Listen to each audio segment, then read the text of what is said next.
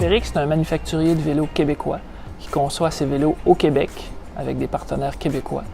C'est avant tout un produit à valeur ajoutée qui est plus abordable avec des produits et des matériaux de niveau supérieur. Sphérique, c'est aussi une association avec la Fédération québécoise des sports cyclistes, parce que pour nous autres, c'est important de s'impliquer dans la communauté sportive cycliste du Québec.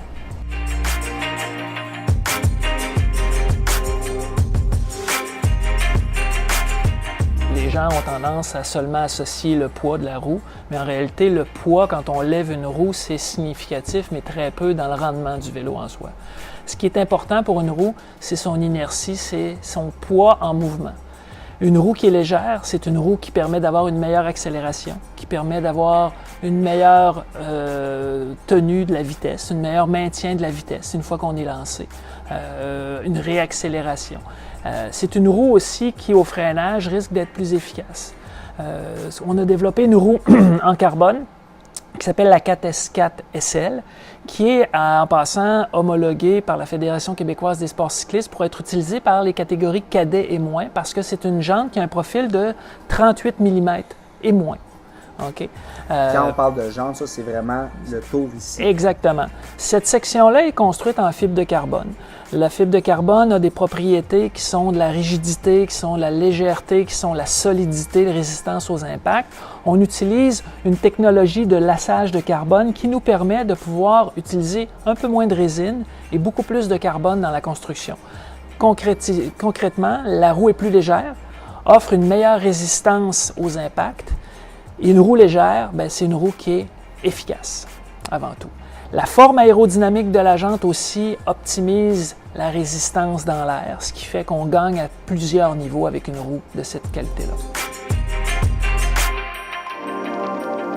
Il y a des caractéristiques propres à chaque roue, des terrains d'utilisation propres à chaque roue. Exemple, sur un contre-la-montre, on va prioriser des roues avec un profil beaucoup plus élevé, même dans certains cas, une roue pleine à l'arrière, pour offrir un aérodynamisme qui est beaucoup plus efficace.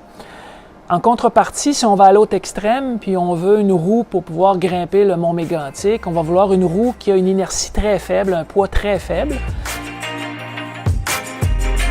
Si on a affaire à un cycliste de poids réduit, on va utiliser une roue avec un profil relativement bas et plus le poids du cycliste va augmenter, plus sa masse va augmenter, plus sa puissance va augmenter, on va avoir tendance à augmenter un petit peu plus le profil de la roue pour diminuer la longueur du rayon puis offrir une roue qui est plus rigide latéralement.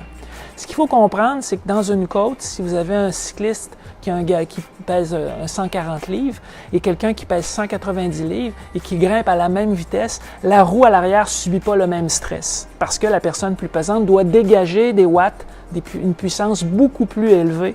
Et par le fait même, si on a une roue qui offre une meilleure rigidité latérale, la roue va mieux se comporter.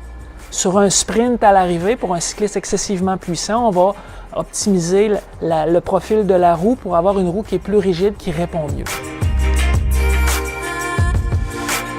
Une bonne qualité de roue, ça passe par une qualité de jante, une qualité de rayon, puis une qualité de roulement aussi. Le moyeu doit être équipé de roulements à billes scellés qui permettent d'avoir une friction qui est minimale. Dans la conception du moyeu, c'est important au niveau de l'ingénierie de tenir compte des contraintes, des forces appliquées qui font qu'en bout de ligne, le rendement du roulement peut être affecté. Et ça, on en tient compte chez Sphérique. On utilise des rayons en stainless Sandvik 302, qui est le plus haut grade de stainless qui est utilisé sur le marché. Fait un rayon qui pèse à peine 4 grammes, qui est forgé à froid, triple forgé à froid, et qui a aucune élasticité. Ce qui veut dire que quand l'athlète accélère ou le cycliste accélère, la roue va avoir tendance à beaucoup moins se déformer latéralement, okay? Et par le fait même, offrir une poussée qui est beaucoup plus efficace. La jante, elle, doit être rigide, doit offrir une qualité de freinage qui est supérieure. Chez Sphérique, on travaille avec une résine qui a un additif à l'intérieur qui diminue la création de chaleur. Et la création de chaleur sur une jante, c'est ce qui limite la qualité du freinage.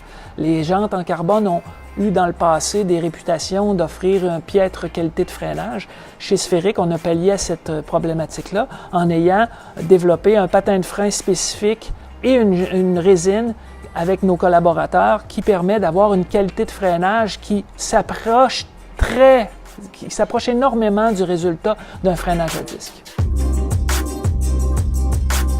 Dans les faits, quand on magasine un vélo, la partie la plus importante, c'est le cadre. La deuxième partie, c'est les roues. Et la troisième partie, c'est les composantes.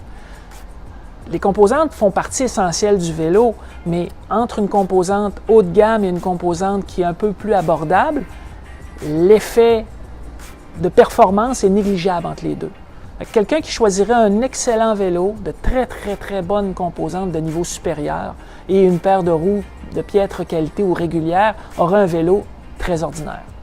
Tandis que si le consommateur fait le choix d'un vélo d'un cadre en carbone adapté à sa pratique, parce qu'il y a plusieurs niveaux de cadre, avec des roues adaptées à sa pratique et des composantes peut-être de niveau un petit peu inférieur, qui ont moins de carbone, qui sont 150 grammes plus pesantes, qui en bout de ligne vont donner la même qualité de changement de vitesse ou à peu près, c'est très négligeable la différence, bien, on a un vélo qui est beaucoup mieux. Parce que l'ensemble de la puissance transmise du cycliste sur le vélo passe par le cadre puis les roues.